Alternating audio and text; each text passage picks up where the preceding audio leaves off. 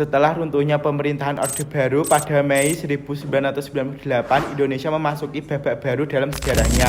Saya memutuskan untuk menyatakan berhenti dari jabatan saya sebagai Presiden Republik Indonesia terhitung sejak saya bacakan pernyataan ini pada hari ini, Kamis 21 Mei 1998.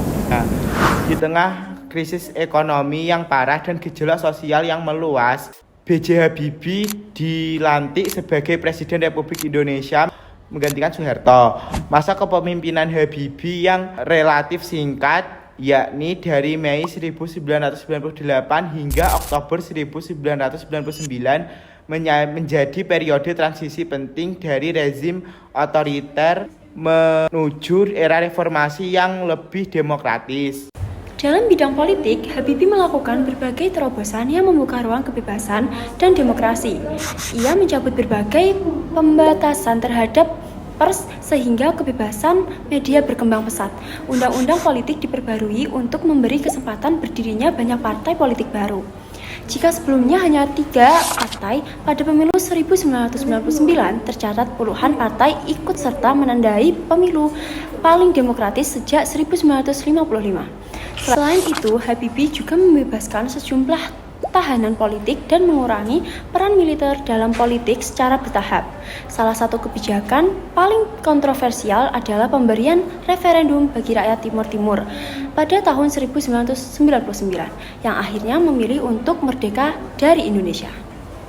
Di bidang ekonomi, tantangan yang dihadapi sangat berat. Krisis moneter pada tahun 1997 sampai 1998 menyebabkan nilai rupiah yang anjlok, inflasi tinggi, dan banyak perusahaan bangkrut. Tahun 1998 menjadi puncak krisis moneter di tanah air. Harga sembako dan bahan bakar minyak meroket tajam.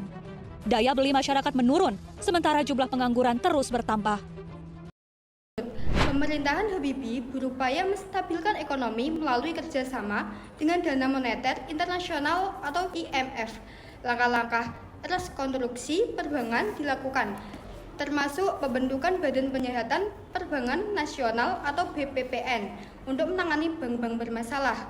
Nilai tukar rupiah perlahan mulai stabil dan inflasi berhasil ditekan. Kepercayaan investor pun mulai pulih meskipun proses pemulihan ekonomi belum sepenuhnya tuntas saat masa jabatannya berakhir. Secara keseluruhan, masa pemerintahan B.J. Habibie merupakan periode transisi yang krusial. Di tengah tekanan krisis dan tuntunan revolusi, ia meletakkan dasar-dasar demokrasi dan pemulihan ekonomi yang kemudian dilanjutkan oleh pemerintahan berikutnya. Walaupun singkat dan penuh tantangan, kepemimpinannya memberi arah baru bagi perjalanan politik dan ekonomi Indonesia menuju sistem yang lebih terbuka dan demokratis.